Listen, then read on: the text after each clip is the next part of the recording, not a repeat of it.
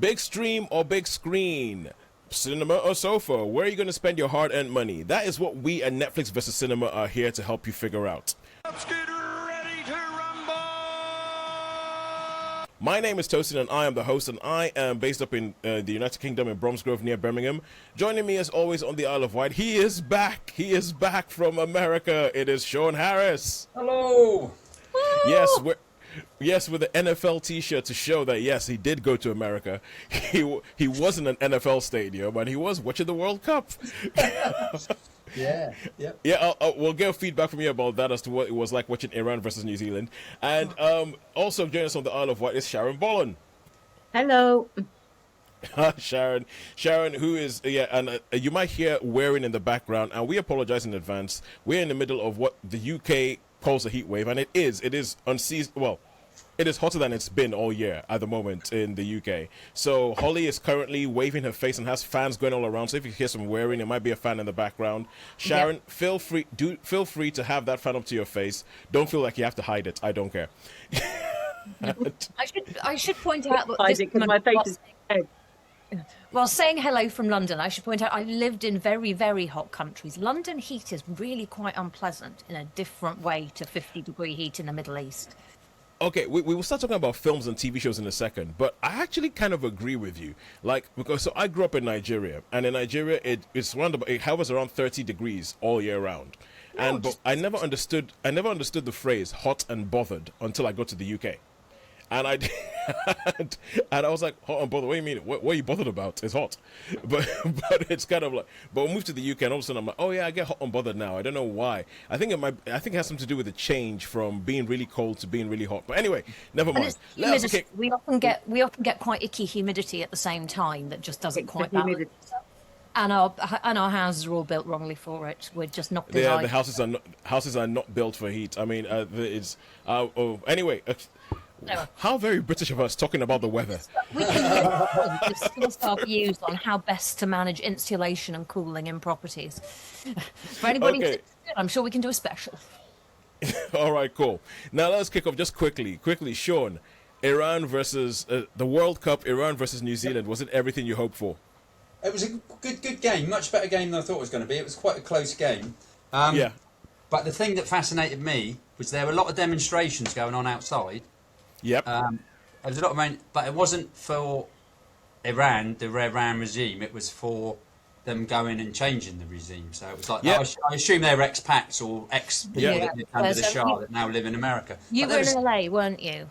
Yeah, I was in Los Angeles. Yeah, because they have a really large expatriate Iranian population there, apparently. They do, because when I went to Santa Monica, because it was a late kickoff, I'll go through this real quick. I looked to pick up a bus that would take you to the stadium because the kickoff wasn't until 6 o'clock, and there was a queue waiting, and I would say 98% of them were Iranian people waiting to get on the bus, and there was a New Zealand couple, an old New Zealand couple that were saying their son was something to do with the New Zealand team, but all the rest were Iranian. But it was really good fun. Toes. They were singing on the bus. They were really in good spirits. It was, I have to say. Although it was a long ride, a lot of traffic, it was quite a decent experience because they were nice people, you know, and they were going, would you support Bournemouth? Because they had a Bournemouth top on and that, and they're like, right, okay, yeah, hey, we know, and then we started talking and stuff, and it was just really, really good, and it was a really nice atmosphere, to be fair. I love it. You took a Bournemouth top to the World Cup. I love it. There's nothing about that I do not love.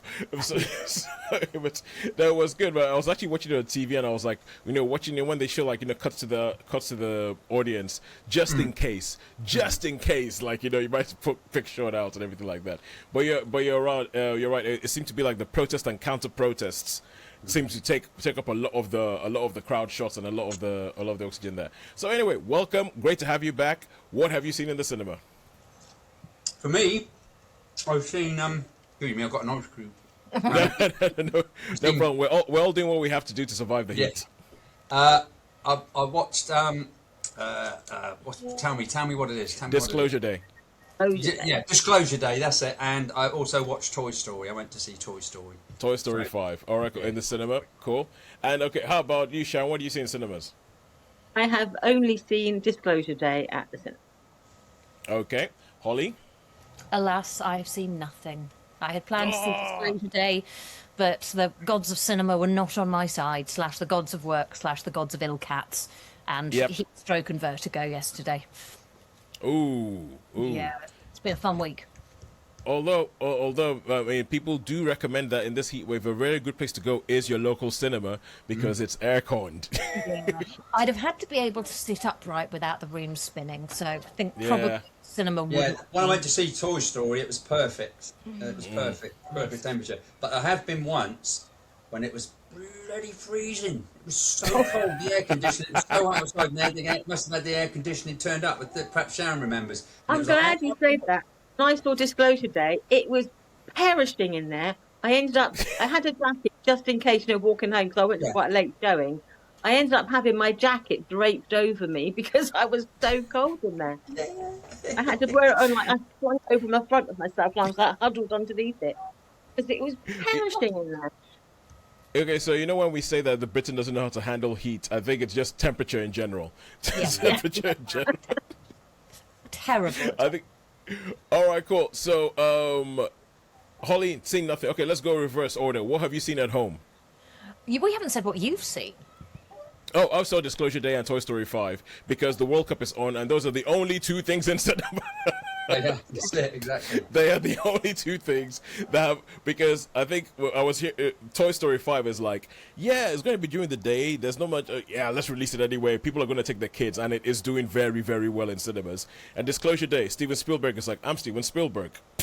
So they're the only two things in cinema at the moment, and so yeah, that's what I've seen in cinema. All right, Holly, home. What do you see? I have seen Widow's Bay, all of. I have seen I Will Find You, all of. That was on Apple and then Netflix. And I have also watched Jaws 3 because the bad film mission continues. Yeah, because Is that Jaws 3D? Was that the Michael Caine one? Is he in one of them? Or am I just imagining? You are imagining him being in it, but it was a 3D version, though the version we saw was not 3D. And then I had to do an emergency run to the vet with a very ill cat, so so we didn't make it through whatever the last film was. Michael Caine is in Jaws: The Revenge, which I think is the fourth one. Oh right, okay. Yeah, it's it is a surprisingly, except got the mum from Back to the Future is in Jaws 3. Oh, Leah Thompson. Yes, thank you. Yes, for reasons. I haven't more than that. Leah Thompson, who I found out, her daughter is Zoe Dutch, or Deutsch, however you pronounce it. Yes, Zoe. Okay, you might not know the name Zoe Dutch, but if you look it up, you would see films that she's been in, and then once you hear that she's Leah Thompson's daughter, you will not unsee it. you will not see it. You go, oh my, of course she is. All right, cool. So we have I think Cayman Jenny. I'm going to start calling her Cayman Jen. Yes. Cayman Jenny or Cayman Jen? Yep. Yeah, Cayman Jen, because she is the inspiration behind your thing of watching bad films. She is. Cayman Jen film. Yeah, so Cayman Jen film. So I'm gonna go with what was it, Widow's Bay, because I believe Sharon, you have seen all of that as well. I have seen all of Widow's Bay, yes. Okay, cool. And what else have you seen at home? I have seen seasons 1 and 2 of For All Mankind on Apple. Ooh, okay, cool. All right. And Sean, what have you seen at home? Well, I've seen a few things, but the thing that I can recently remember is Christie, because that did not come to the island. That did not come to yes. The Sydney Sweeney boxing movie. Yeah. So, because that didn't come to well, I think it might have gone to Ride, but it certainly didn't come to Cineworld. Yeah. Because it didn't on my radar. It was one of those films that it didn't do that well in America, and once it didn't do that well in America, they figured that nobody else wanted to watch it, so they didn't give it like a big run out in other places. All right, cool. So Disclosure Day, Toy Story. We have Disclosure Day, then we go over to Widow's Bay because then we go back to Toy Story, and let's go For All Mankind because okay, so yeah, we'll do Disclosure Day and Toy Story 5. Then Sean and I can talk to House Content about film stuff. And then at home, we'll have Widow's Bay and For All Mankind. Sound good? That sounds good. That sounds perfect, yeah. Good. Though, could I have 30 seconds maximum on Jaws 3, please? You always say 30 seconds, and then we end up in some existential discussion about the nature of bad films and why we need them in our lives. We can do it to the end, and we can do the closeout first, and then we can talk about it, and you can cut me off. All right, cool, good. Hey, I'm not saying I don't. I am as guilty as anybody as getting involved in existential discussion. Like now, I'm wasting time talking about this instead of talking about the first thing we're going to talk about. So let's talk Disclosure Day. Let us talk Disclosure Day. Okay, Disclosure Day is the new Steven Spielberg movie. Now, if anybody has seen anything in the cinemas, if you've seen anything on like a trailer or anything like that, you will realize, because they're not trying to hide it that much, that this is all about aliens. And the way the film starts, it kicks off, and I was actually kind of going, this is a bit weird for a Steven Spielberg film, because it kicks off at like a WWF like event, and I was kind of like, is this the right film? What the heck's going on here? And then you find Josh O'Connor, who's sat in the audience, and like he sat in the audience, he has a backpack on his bag. Then there's this shady characters come around him who are led by Colin Firth, and then you can tell that they're telling him, give us the bag, and you get your girlfriend back. And so you straight away know, like, hang on a second, some stuff has happened. We've been dumped right in the middle of it. What the heck is going on?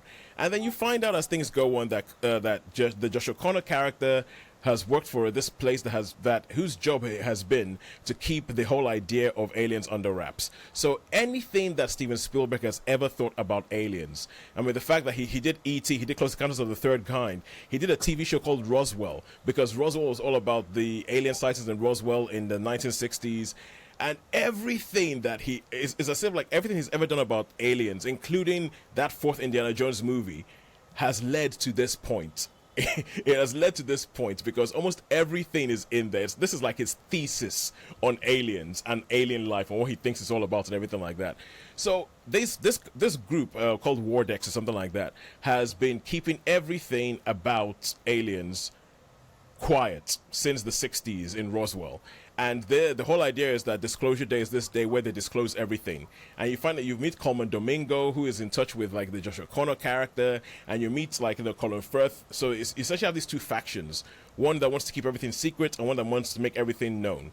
And along the way, you meet Eve Hewson, who is like Joshua Connor's girlfriend, who has issues. Like when she finds out what's going on, she's like, because she's thinking about her faith because she used to be a nun, and thinking about her faith and about what will happen when you tell everybody that there's aliens. What would that do with people's belief in God? We need that, blah blah blah blah blah.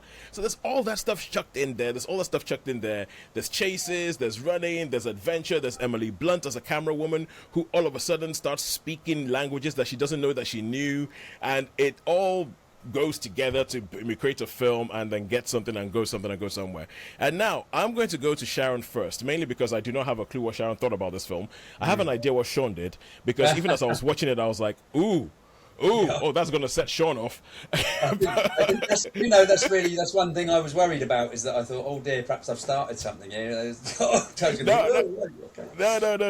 Honestly, as I say, I carry all of you in my head whenever I watch a film now or a TV show. You're all in my head. So, okay. Sharon, what did you think of Disclosure Day? Yeah, a couple of observations. I thought in some ways it felt like it was an old-fashioned piece of filmmaking. In terms of the structure and the pacing of it, it felt almost like quite old school, because I think we're used to sort of different structured films. So it struck me as one that you have to be patient with it, because it's wants to tell its story at its own pace. And there's part of you saying, "Oh, come on, get on with it! Just let's see the aliens." and they keep you all, let us see whatever the evidence is. It's like, just come on, let's see what's on these tapes. And then so there's that element of like, come on, just get on with it. And other observations is like some of the characters are remarkably unobservant, because there's like 10 of them in a car, and they're all looking the same direction. It's like behind you. Small bush. And so some of those things I'm thinking, is this really? Would they all be actually all pointing on? Would they not even be doing any minor observations, or would they not do any reconnaissance? They seem to have a lot of very stupid people employed in these 5 cars. Yeah, they seem to go at these 5 cars in a convoy at breakneck speed, and they all seem to be remarkably stupid. I'm thinking, just look behind you. Do you just think, is that laziness on the part, or because the characters at one point he's in the middle of a field. You just had to go, Yes. oh, there he is, and Yeah, it's like yeah, I know exactly what you're saying, Sharon. Like and then it's like, oh, that we're going to have all these cars. He's just going to, I'm just going to get in this car and drive off with this car. yeah, There's not yeah, no one looking at the cars. okay, that's the big scene that happens probably about 40 minutes into the film or something, and I think like when that happened, that was my first oh my god, Sean's gonna hate this moment because I was because okay, Sean, if I can speak, if I can just say a little bit of for you and tell me if I'm wrong. Yeah, But yeah, Sean okay, like okay. Because yeah, it'd be interesting. So tell me, yeah. Okay, I was going to say, Sean likes things in films to make sense. And if this is supposed to be a world-class paramilitary organization that kills people to make sure that nobody knows that they're keeping this secret, how the heck do they have people that they've hired who can't see a guy in a field when there is no cover? There's nothing to hide behind. There's a fence. How do they not see this guy? And I was watching going, oh my god, oh no, please don't do this, because I was really enjoying the film. There's another What was scene that? as well where there's another scene where I won't say, but where they evade capture by Yes. sort of creating a diversion, and they all just Yes. like, oh, we're just gonna walk really slowly down here. But I had the exact same thoughts. Sorry, Sean, carry on. Go ahead. Tell us. So I had a theory on this. I thought, okay, well, maybe, just maybe, there's some sort of intervention here by higher powers that are causing that, So I was trying to make it shoot. I thought, because I was thinking, how could a vehicle take that punishment and all the other ones that are totally how could that possibly happen? And I thought, okay. And the same with the scene that I think Sharon's talking about with Yep. And I'm thinking, all right, well, okay, so let's just say this is Paul doing it. You know what I mean? And Yeah, exactly. do you know what I mean? So I was trying to make excuses, but then I just couldn't, because the incompetence of the so-called people that had been keeping this thing under wraps was just like, nah. I was just like, come on, you'd be much more professional than that. I mean, it's like, you would. Your job is to find people and kill people. You would be better at your job than this if you had been. And the thing is, like, because as I said, I was enjoying the film until these things happen, but these things, they're not subtle scenes, and they don't explain everything in the film. There's this sort of like mind control, body control thing. They don't really explain how it happens or what it does. And on the one hand, you could say that that's quite good, the way that they don't explain it, because this could be like powers you don't understand. But I feel like the film, you have to do too much joining the dots, like what Sean was saying, that it leaves too much to you to sort of make excuses for why that happened. Because there's even a bit like where people are doing the stupid thing, they're going, what am I doing? And I'm like, that doesn't cut mustard. That feels like you're just trying to get away with it. You need to give us a reason why something that looks incredibly stupid to us as the audience, why is that happening? Why is that going on? So I kept enjoying this film, and then something will happen that will knock me. It'll be like a train, and you're like, yeah, we're going, and then something will knock me off track, and I'll be like, what the heck was that? Okay, get back on the track, keep going, and then something else will knock you off track again, and you're like, what are you doing? And I mean, if you've seen on our Instagram or TikTok, and I did have one big, and this goes to, like, we all have things that we complain about. I'm always complaining about colonialism and the lack of representation of Africa, especially in films. And the fact that at the end, like, they have this whole thing where this Disclosure Day thing is going on, and like they show you around. They show you the whole world is watching, how this affects the whole world. They make points of saying we're giving this to the BBC. They make sure points of showing North Korea. They make sure they did all these things. And there is not one single shot, not one peep of an African country, like it doesn't affect Africans. I'm not saying that we had anything to do with it. I'm not saying that, okay, give us something because it was sure that, oh yeah, we could fight against aliens or anything. No, just that we exist. And there isn't one single shot of that. And I'm like, with this and Begonia that happened last year, I'm like, what the hell? Yeah. See, that's the thing. And I don't think all news stations, they wouldn't just go, it wouldn't be that quick. They go live. It wouldn't be that quick, because they would be, come on, we got to you know, I mean, all about the due diligence and making sure things are all right, you know, and it was just like, yeah, let's show it, let's show it. I think there is one bit that says, oh, is it okay? But, you know, I think it was just all happened too quick, that particular thing. It would have been... Yeah, the fact that everyone suddenly turned over and was watching. Yeah, and if you had government with all the power, they could just sort of block all the signals, surely they could just say... Well, yeah, the thing is, the thing is that bit I could understand how that could work, because you still have satellites and you have like, you know, like you have Elon Musk with all his satellites in space, that he could decide, I don't want to do what the government wants to do. That bit I could get. There were other bits that stretched the credibility for me of the whole thing. Having said that, I did think that the performances were excellent. I thought especially Emily Blunt. I think Emily Blunt is brilliant in the film. Yeah, like the way she switches, and the way that she is believable as somebody who doesn't have a clue what is happening to her, but goes along with it. I thought Wyatt Russell was really good. I thought Josh O'Connor was good. I think Colin Firth is good. And Sharon. I thought it was funny that we had been talking about it the week before. Finally, good nun. There's a good nun. Yes. We had a good nun in a film. Yeah. That conversation bit, that was really, really good. I think when she goes to nun and she asks all the questions, and I thought, yes, no, that's a damn fine, good answer. That is. Yeah. I thought some people, as soon as you talk about alien life, it's going to like destroy faith instantly. It'd be like, oh wow, what have I believed this is? That's gone. Oh well, moving on. And I think it was the first time that someone said, actually, no, our faith is big enough to embrace.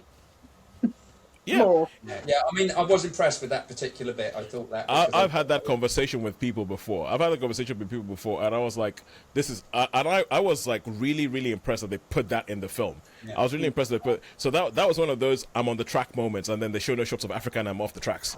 So it's So yeah, I mean, it's all in all, I think, as I said, I do feel like it is Steven Spielberg saying everything he's ever wanted to say about aliens, and it is Steven Spielberg with this optimistic view of humanity and of the world and of what it is that we could achieve if we blah blah blah all came together or something like that. You'll have to watch the film to sort of like see what I mean. But it is Steven Spielberg in optimistic mode. But I will say, apart from all these obvious faults that I was like, what the heck is going on here? I thought it was the most enjoyable Steven Spielberg film that I have seen in a while. Because the Steven Spielberg films, I think that they have this, at his best, they have this habit of just flowing along, one thing to another, you don't realize where the time is going. And I haven't really felt that in a film for a while. And apart from all these bits that kept knocking me off track, I was feeling that in this film, and I was thinking this is actually working quite well. But I don't know about Shauna, because I was thinking, the other thing is I was thinking that Sharon was talking about it being like an old-fashioned film. There's there's a hefty dose of 70s paranoia in this film about, what are the government doing, what we're trying to do, we're going to get the truth out and everything like that. So it's almost kind of like, all the president's men or something, kind of like that kind of vibe to the film. And I was like, this is good. Sean would like that bit, 70s. And then all the other dumb bits happen, and I was like, oh, God, this might derail it for Sean.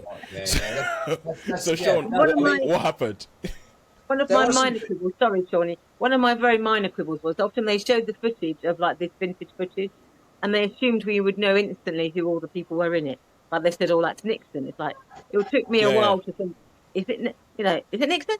Because they're assuming that everyone has that degree of knowledge that you would recognise the American president instantly, and I was thinking, this is a little bit US-centric. Okay, sorry. Okay, now Sean, I'm going to interrupt you as well. Just to reply to Sharon's point. Sharon, with that, the thing is, like, because obviously America has this habit, they have this sort of like track record of acting like America is the only place in the world. And like Americans are the only ones going to be watching this film. And so if they'd kept with that and they kept with that whole thing of, I was okay, fine. But then I think going back to one of my big gripes about not showing something in Africa, I could have written it off as, oh, well, this is just Americans being Americans. I don't think acting like they're the ones who exist. But then when they go to the lens to show that they're acknowledging that other bits of the world exist. So I felt like there was this kind of thing where it's like, are we making this thing for America? Are we making it for the world? Are we assuming that everybody knows who Nixon is? Are we assuming that everybody knows what Roswell is? Are we assuming, and almost kind of like, are we assuming that everybody knows Steven Spielberg's filmography? because there was do you think it was a bit of self-indulgence there? I feel like there was a bit, but then there was a bit to try and acknowledge that there was other bits of the world, and then they ended up in neither camp, and that just really annoyed me. It just, because I have to admit, right? You know, there was a bit where I think the Eve Hewson character is talking, and she's saying something about, oh, her dad left when they were kids, when she was a kid, and everything like that. And I was really thinking that this could be like a sequel to Close Encounters of the Third Kind.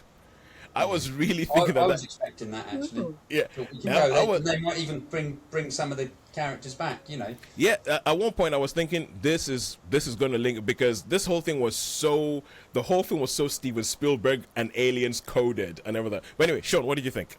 Okay, well, no, that's fine. I can say, okay, yeah. So yeah, this had moments which I thought were okay, but then I did try. It's funny, I was thinking, Tozen, I've got to forgive this film. I've got to find some way of saying how would that happen, because that first incident, what Sharon started at the that it sticks out like a sore thumb, man. How many cars are written off? Do you know what I mean? Except whatever would have been, and you know, that takes some competent driving. That does, you know what I mean? But then you got divine intervention, so maybe that's it. And then the other shot where they narrowly escape. But yeah, I think on the whole there was just too much. It was too chaotic, and there was too much in it that I thought was just not good enough. So, and with a paramilitary force like that had so much power, they were easily duped by. They were stupid. They were stupid. They were really, really stupid. So for that bit, I'm afraid to say, for me, I'm only going to give this a 2.5. Yeah. Oh, one other thing that. I mean, I like this film. The way I talk about it, you think I didn't. But there was a bit that they do. There's a bit they do something with the Emily Blunt character, where she does something, and after that, I'm kind of like, well, then there's zero jeopardy in this film. There's no jeopardy. If that can happen, then there's no chance the bad guys are going to win. There's zero jeopardy, because you have this. I mean, I don't want to spoil it. I mean, but it's just if that can happen, there's zero jeopardy. Sharon, what did you think? Yeah, it was flawed, but on the whole, I enjoyed it. I thought it was an interesting take on it. I thought it took a bit too long for the reveal at the end, to be honest with you. I could have done with that a little bit sooner, maybe. Yep. But on the whole, I liked it, so I'd give it a 3.25. Ooh. And I would give it a 3.5 for all of the things. It's like, so you can see that there's this sort of like range. I think we're all saying the same thing, and there's a spectrum based on how much these things will annoy you that it would go for. So yeah, I would give it a 3.25, 3.5, 2.5. Yeah, you get the idea. It's a ballpark figure. Yeah, it's a ballpark round about three kind of film. All right. So yeah, but there's a discussion there. As I said, my favorite Steven Spielberg for a while, but my God, there has to be somebody sitting down there saying this is stupid. Come hire us. We will sit down and we'll tell you, Stephen, that is stupid. I could rant about this for at least 7.5 minutes. I'm sure. Yeah, no. I could go all day, right? I could go. We might need to come back and do like a proper spoiler thing and just rant about the stupid things in this film. And Holly, you might need to go watch it so you can join us. Because... Yeah, I'd actually wondered about being able to go this afternoon, but I had unfortunately too much work to do. No, well, we totally understand. Okay, cool. Now, but I'll tell you what, Holly, you can tell us about Widow's Bay. So, okay. Tell us about Widow's Bay. Well, I'm also going to be relying on my, I want to say trusty sidekick, but trusty superior, Sharon, who is often better at articulating these things without going off on wild tangents. That's it. You've got Sharon, I've got Toes, who are better at articulating. You can do this. We're like two pairs. So, Widow's Bay is a series on Apple TV. It has been run in the dreaded one episode a week format, which has been quite torturous. And still not used to again. And it is set on an island that is described as having the potential to be another Cape Cod or similar. And it's this picturesque island with an interesting history where it was founded in unusual circumstances with harrowing weather conditions and all sorts of bleakness, and has somehow never really hit the mainstream. And the mayor is very keen for it to hit the mainstream. He wants it to have opportunities. He wants it to be a thing. And so begins working with journalists and things to advertise it. But you has a reporter coming over, but you become progressively more apparent. It becomes progressively more apparent through the first and then every ensuing episode that there is something not right about this island. And some people know that there is something not right. A lot of people deny that there is something not right, but it's all a little odd. People don't seem to leave the island. People who were born on the island always stay on the island. It has all these sorts of oddities, and as it begins, you see a fog rolling in. And this series progresses with the mayor not believing initially that there is anything untoward, as is traditional of mayors in all films. And yes, it does involve. Well, the thing is like watching the trailer for this, I was getting a real Jaws vibe of like the mayor going, nope, the beaches are still open, everything is fine. Well, it does have that. I was about to say, it's that there is a beach, there is a mayor, there is water. The swimming across the bay. There is swimming. You're just like waiting for something to. Yeah, it has all of that brewing. I think you need to go on holiday and go swimming with sharks. No, I'm actually more relaxed about swimming with sharks than I would with swimming off Widow's Bay, I have to say. Oh, right. It's Sorry, I know we're tangenting here. We're tangenting badly, but after this, you guys go watch the trailer for a film called Whale Fall. Ooh, well, that sounds terrible. Yeah, no. Actually, it looks like it's going to be excellent. But watch the trailer for a film called Whale Fall, talking about swimming with the various aquatic animals. Sorry, Holly, carry on. Whale with an H rather than whaling into the middle distance in horror. Yes. It's like whale with an H, Whale Fall, like Skyfall but with a whale. Okay, sorry, carry on. So as the series sort of unfolds, you discover more about the history of the island and its strange past. Over to you, Sharon, for more detail. Yeah, and you think, and actually when you look at the series, it's over these episodes, but the events are like boom, boom, boom, boom, and you realise that one episode takes off literally immediately after the next one. You don't get like a pause of weeks or days. It's like something hideous happens. They sort of get in the car and they drive, and then they meet the next episode, which sometimes they sort of overlap, where different characters encounter this sort of strange phenomena. But it veers between outright horror and sometimes when you're genuinely thinking, oh crikey, what is this? And an actual comedy, a laugh out loud comedy, and it then can switch between the two really quickly. So you're left sometimes completely unawares or completely off kilter because you don't know whether it's one of those like you're laughing and then you're sort of going, oh, actually that's genuinely quite creepy. But it's really good. There's a one bit called this is an island where over its history has had a number of serial killers. They've had cannibalism. They've had disease. They've had killer fog. They've had storms that sort of capsized fleets. They've had tragedy on sort of grand scale and other things. So there's this steeped in history, and some of these events from the past sort of become a bit more present, and you see these things. There's a scene in a hotel which is almost classic, almost like Shining material in some ways. Yeah. Then there's a scene with a serial killer where it's like pure homage to like Halloween and those early like Jamie Lee Curtis running and falling over and screaming without spoiling too much, some of that bit is really funny. But it's perfect. It's almost like a perfect homage to horror of the 70s and 80s, as well as sort of being sort of bang up to date and quite current with some of the themes about place and identity and all this stuff.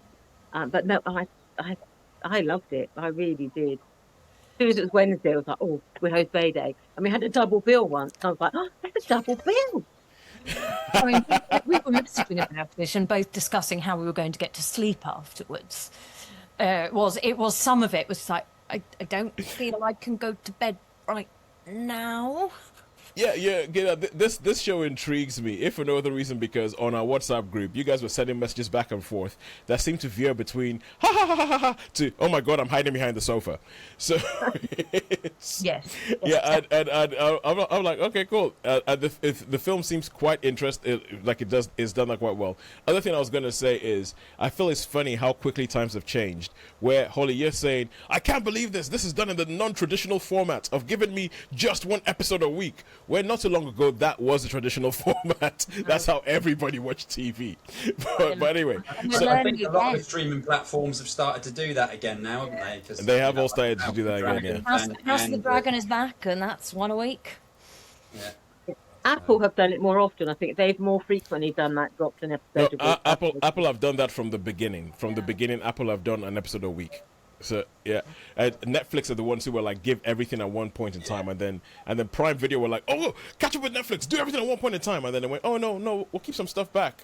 The only time Netflix does weekly is when they don't own the show, and like they did Breaking Bad and Better Call Saul were released on Netflix weekly because Netflix didn't own it, and the people who owned it were like, yeah, only having this weekly, and Netflix they knew what they had, so Netflix said yes to that.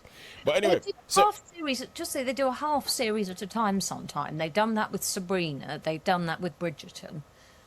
So Yeah. Netflix do a sort of semi-delayed gratification. That is down to one of those interesting but boring economics of filmmaking kind of things and all that kind of and also as to how quickly they give you the episode after they finished making it, which has become a lot quicker as time has gone past. But anyway, so what did you think of Widow's Bay? Sharon says she loved it. Holly? I loved it too. Absolutely loved it. And though I'm not sure if I'm happy or sad to say there is a series 2 coming. Well, they've got to flog it until it's dead. That is the American way. Well, so I think it it closed things out well enough for a series 2 to be worthwhile. I think. Okay. So how many stars would you give it? 4. I would give it 4 plus, maybe 4.25. 4.25. All right, cool. I'm going to match that. That's high praise indeed. Yep. All right. It is. Okay, now that it's over, it might be worth it me binging that. All right, cool. And now let us go on to cinema, and we are going to talk Toy Story 5. So Toy Story 5, I mean, the Toy Story by now is kind of like it's a... What's the word I'm looking for? It's like it's an institution. People know about Toy Story. Yeah, once you say Toy Story... What was that? What's that, Holly? Ubiquitous. Yes, ubiquitous. It is everywhere. But I mean, it's been 30 years. 30 years since the first Toy Story film. I know the first Hollywood fully computer animated movie, and so they've made films. I mean, Toy Story 3 was like a classic, and everybody thought this is going to be the greatest trilogy ever. And when they mentioned they were going to do Toy Story 4, everybody kind of thought, oh my God, Disney is at it again, because Disney have this habit of taking over things that are quite good, like Marvel, like Pixar, and then saying, cool, we want more of that. We want more of that more frequently. So Toy Story makes money, so they asked for a Toy Story 4, and everybody saw that as like and they managed to make, and I think Toy Story 4 gets a bad rap. I still think it's a very good film. But now we have Toy Story... Remind me what the story is of Toy Story 4, please, Toast, because I the have seen it. I can't remember. It's not the one with the teddy bear, is it? It's not the one with the bear.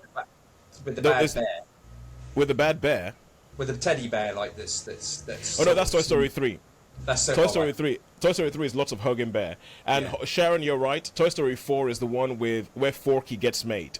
So Forky and Evel Knievel, the Keanu Reeves Evel Knievel type character. Is that in Toy Story 4? I beg your pardon. He's Duke Kaboom. Duke Kaboom's his name. Kaboom? Duke Kaboom, the greatest stuntman in Canada, I'll have you know. The last animated film I saw. The last animated film you saw. Yeah, that is. I actually think that. I think it is a good film. So Toy Story 4. At the end of Toy Story 3, the original owner Andy gives them all to a girl called Bonnie.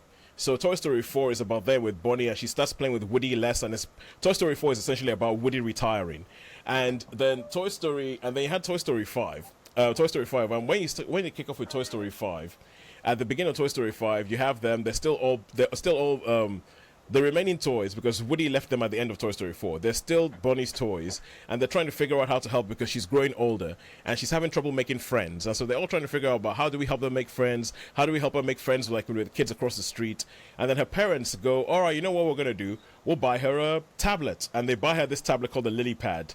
And then it becomes this big thing because this Lily Pad, the whole storyline of this is that technology is taking over. And once technology comes into the house, the toys get abandoned. And the toys get thrown into drawers and forgotten. And the toys get thrown out into the streets and they get thrown into trees and into hedges and all that kind of stuff. And the film is all about, will tech take over? Is there still a place for toys? Can toys fend this tech onslaught off? And also for me as well, should toys try and fight this thing off, or is it just kind of, there's even a bit where they go, the age of toys is over, and I'm like, yeah, is the age of toys over, and is that an all right thing? So it does that typical Pixar thing of, we are going to put a whole bunch of big ideas into what is essentially a kids film, and we're going to say, deal with it. I think that's what it does. Sean, what do you think of this? Okay, do you know, I got really emotional in this. Yep, same here, man. I was quite surprised. Yeah, I really did, and I thought it was really, really poignant. And I mean, I think lots of parents should actually see it, because it was, at points it was really, really quite sad, really, and quite actually up to date. And it's like, yes, I can see how that could happen. So technology is like, you make friends online, but you don't really know what these friends are going to be like. And are they exactly just little friends that they can be horrible, nasty, whatever? You've got all that sort of stuff. And and old Blitzy was in it, wasn't he? And you got like old characters turn up, and I like the little patch on. Oh yeah, the fact that Woody now has a bald patch. Woody does have a bald patch. Yeah, it's like whoa. He's like trying to. Yeah, he has a bald patch, and even though it makes no sense as a toy, he has a belly now. Woody now has a belly. Well, I thought that, but then, and I was saying, well, maybe the stuffing inside him, or the thing. Yeah, the stuffing is getting a little bit loose at the edges. He tries to push it in so he can look back. Yeah, no, Holly, you're right. It was. I found it really, really, really emotional and really, really nice and really, really fun. I was surprised how terrific it was. The thing is, I still believe two things. I believe that this was totally mandated by the Disney overlords that said, make more Toy Story because they make money. We want more Toy Story. And I also believe that Pixar took that and they did something excellent with it. I think that they did something excellent with it. I mean, for me, when it comes to like the themes, I feel like this covers a lot of the same ground that Inside Out 2 does, because Inside Out 2 is all about like, this girl's growing up, what happens, everything like that, and there's some beats in it, like it's like, and then there's always this fight of who knows, or like Inside Out 2 was like the new emotions, who knows who can look after this girl better, the new emotions or the old emotions, and in this one is who can look after this girl better, the toys or the new thing, which is like the technology, and there's even bits where they show like old bits of technology and everything like that, and it just there's bits there's things that will make you feel, oh my god, time moves so quick, oh my god, what goes on here, and it's all kind of stuff. And I'm really happy that Pixar didn't go down the whole, screens are evil, we should just get rid of screens and we should just play with toys. I'm really glad that they didn't do that. Yeah, I'm totally with you, and it worked out. You could understand it. It's like the lily pad. Oh, I didn't understand. Do you know what I mean? It's much like a epiphany or realization of that. Actually, and. Yeah, I mean, but I'll tell you the real reason. I liked it with the old button goes, oh, what's that on your, it's the QR code or whatever. Oh yeah, the QR code. Yeah, the QR code thing. That was pretty cool. Because let's put it this way: there's a lot of buzzes in this film. A couple of things. I even like the small touches. The fact that because the Buzz Lightyear toy is obviously decade old by this time. And the original Buzz that from the first film, you can see that he is like his stickers are peeling off, and you can see that he's an older toy. And I love all those touches and everything like that. But there's there's a whole troop of Buzz Lightyears in this film that are quite funny. They actually really are quite funny. And but the other thing I was going to say was It's gone. Forget it. Never mind. But it was something to do with technology moving on, and essentially, there's things that will make you think about your own mortality. Yeah, the next generation of toys. You know. Exactly. Exactly. The next So generation. The next generation. Yeah. And the old ones are like. And also, I'm a big kid. I'd love to play with toys like that. I remember playing with toys and just making. And I still do that now with my great nephews. Which I mean, we get out a box of animals, and I take them, talking to each other and making bosses, and I mean, it's terrific. But anyway, yeah. Oh yeah, I figured it out. I just remembered what it was. It was that Pixar. I'm glad that they didn't go down the whole route of screens are bad, because they could get on the high horse about that. But also, this is Pixar. They make films. Their whole existence relies on people watching them on a screen.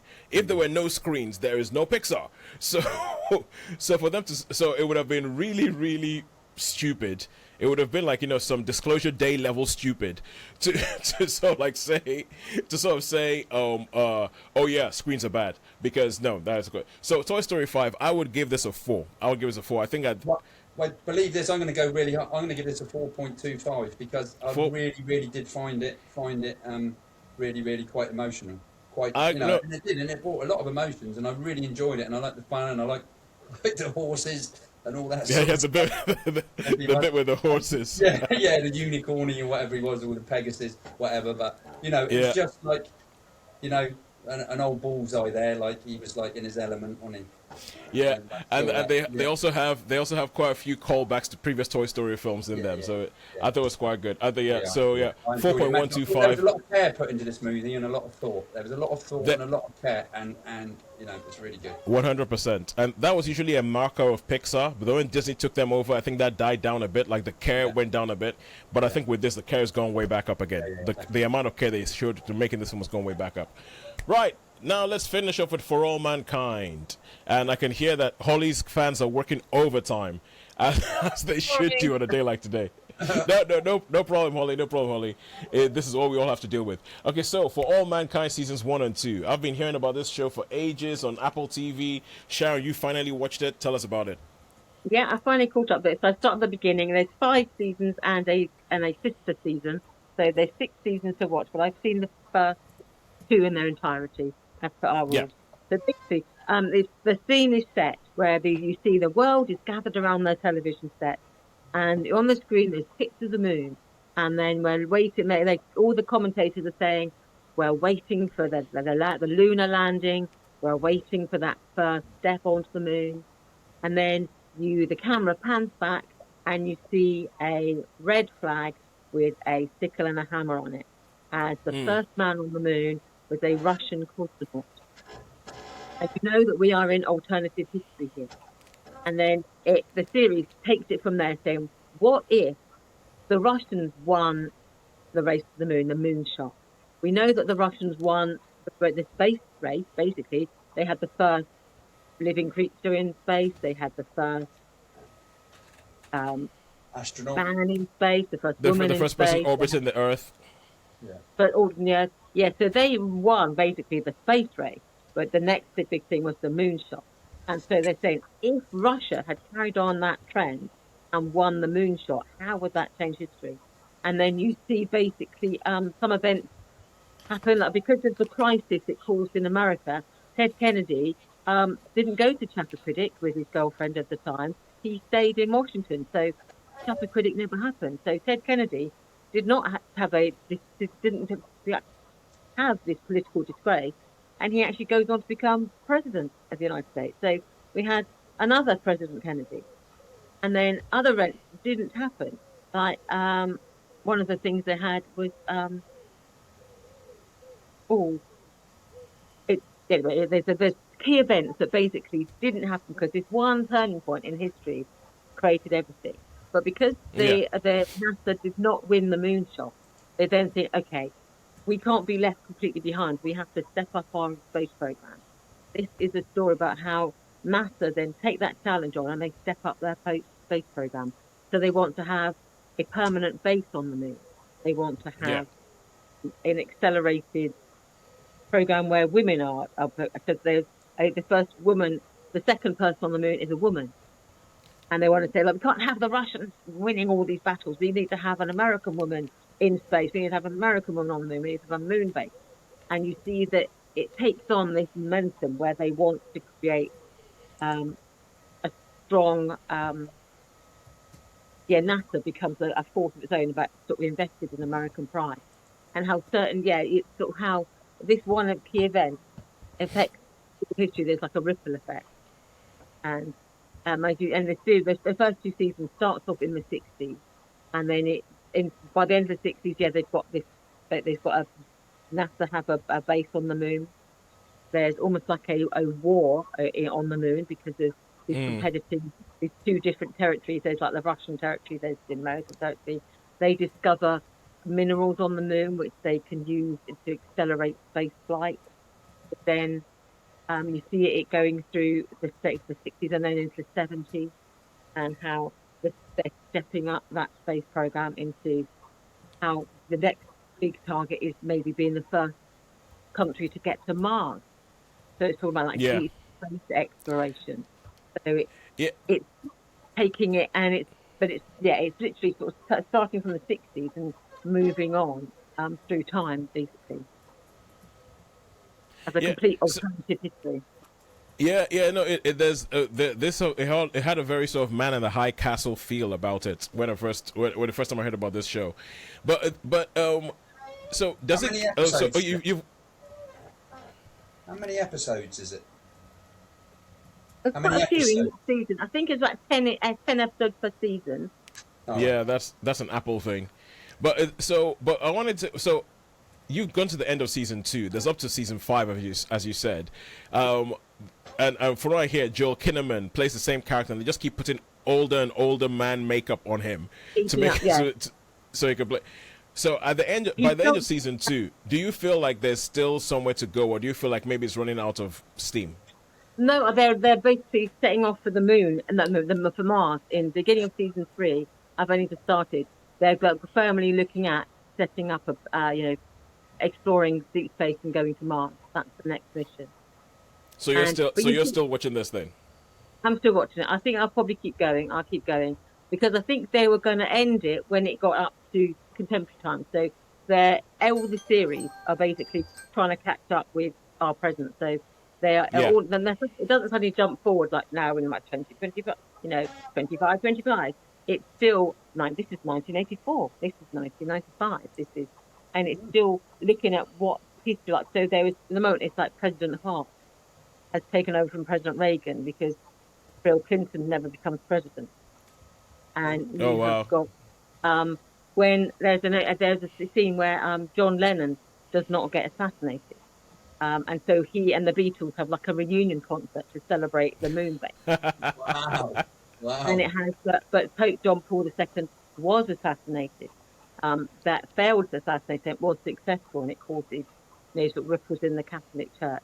And there's sort of these sort of twists to history about like the butterfly effect, isn't it? And not about time travel, but how one event, how the ripples can affect all sorts. Yeah.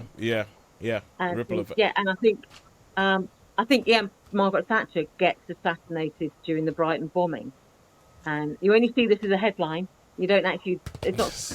It's very American centric, and every now and then because America's the only place in the world. Why do you care about anywhere else? Yeah. It's completely American centric. You get the odd hint about Russia, and the only reference to Britain is when they have a conference, a space conference in London every year. But they have international sort of astronauts. Because one thing is some Irish people and an Irish astronaut, and there's another one, and other countries are involved. But yes, it's very, very, very American centric. And so when they talk about how the Brighton bombing killed like 12 people, and Margaret Thatcher was one of them, it was just like, what? What? And then it's just gone. And you go, what was that? It's interesting. Okay, so I think it sounds like you're quite enjoying it. You're carrying on with it. How many stars would you give season 1 and 2? Season 1 and 2, I would give them, I think a 3.75. I thought it was good. I enjoyed it and kept me engaged. It does sound interesting, actually, to be fair. It does sound I find it intriguing because to see what's happening. I mean, obviously, events in my life at the moment have overtaken it somewhat, so I haven't been Yes. able to. I was sort of all starting on season 3 when obviously events, and so I have really only seen one episode since it's in the last fortnight. But I had watched those 2 seasons over like I watched a season a week, and I was on track to sort of finish season 3 when yeah, that didn't happen. Okay, cool. Oh wait, hang on a second. I just realized we have a chat function on this thing, and you guys have been chatting behind my back. Like, but anyway, sorry. So, okay, good. So all that's left to do is to ask, who do you think has won this week? Netflix and Friends or cinema? And I Netflix. think it's going to be averaging, so I'm going to go straight Netflix. Yeah, agreed. I think. Yes, Netflix. But to be more specific, Apple TV. Apple TV. I mean, the fact that we brought 2 Apple TV shows today. I mean, and the fact that the Apple TV won with like an average of 4 tells you something about Apple TV. So, like, I think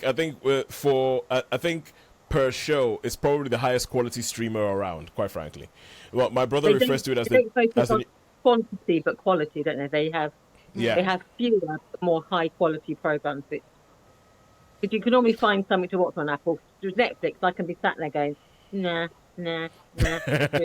Sharon, there's always a Amazon, true really. crime thing. Watch the true crime stuff. There's loads of it. I watched one of those So much stuff to documentaries. watch. I did watch one documentary, and I found it a little bit exploitative. So I was a bit like, I feel slightly unclean watching this. I feel like this is exploiting this situation rather than enlightening me about it. Sharon, I am 100% with you. That is one of my big problems with true crime. I feel like they all follow the same track, and they are usually exploitative. And usually while preaching about how other people have been exploitative about the people who are in this documentary, they are being exploitative themselves. And it's like I have issues with that. But anyway, okay, Holly, 30 seconds, Jaws 3. And then I have another thing that I want 30 seconds on that you can cut, but I think you'll find interesting. So It's not the fact that I have to run. Yeah, that's fine. Jaws 3, film about, sharks. Unsurprisingly, it's still the same family from the first film, except it's none of the same cast because they finally managed to break free. It's filmed in SeaWorld, which at the time probably seemed like a good thing, but now we know about SeaWorld. Yeah, I'm not sure that actually the shark is the worst thing about it. It turns out there is a young great white shark in SeaWorld. They catch it, it dies. There's another shark. It's all terrible. There is various amounts of bloodshed, and I spent the entire film thinking, the poor bloody shark. This is so hard. Somebody save the sharks. This is ridiculous. These people are terrible. Great white sharks don't survive in captivity. You are awful people. I hope you all die. Not enough of them die. That is Cool. my concise view of that. And rather than a discussion now, a heads up, because there is a new 2 series of the first books of the Chronicles of Narnia coming up. Apparently, Yes. changed the time point slightly. So the magician's nephew is set in the 1950s, and the world is going to end because that is bad. Apparently, and apparently not all of the cast are white, which is terrible and is probably going to get days. And it sounds like it's possible that Aslan, a lion, is going to be voiced by a woman. A woman. Which is terrible. And you can't change literature, and we're not going to dwell on Hamlet and The Lion King because that might confuse conversations slightly. But there's going to be a lot of fun to be had about this, and I at some point need to fill you in on having been to Natalie Haynes talking about Medea last week when she briefly touched on the Odyssey and the comedy of the judging of the cast. All right, cool. Thank you very much. So that's Holly's Horrors Corner. both Thanks for horrors listening. that she's seen on TV and horrors that she's seen online. Yeah, because the Narnia thing is coming from Greta Gerwig, who last brought us Barbie. And, Yes. so Interesting times.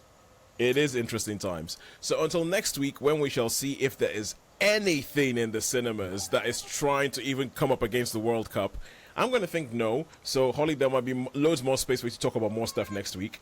I will go watch Christie so I can compare it to the documentary about Christie on Netflix. It's a goodbye from me. It's a goodbye from me. So goodbye from me. And a goodbye from me. Thank you very much for joining us and for listening to us all the way through this, throughout all of our various attempts to stay cool.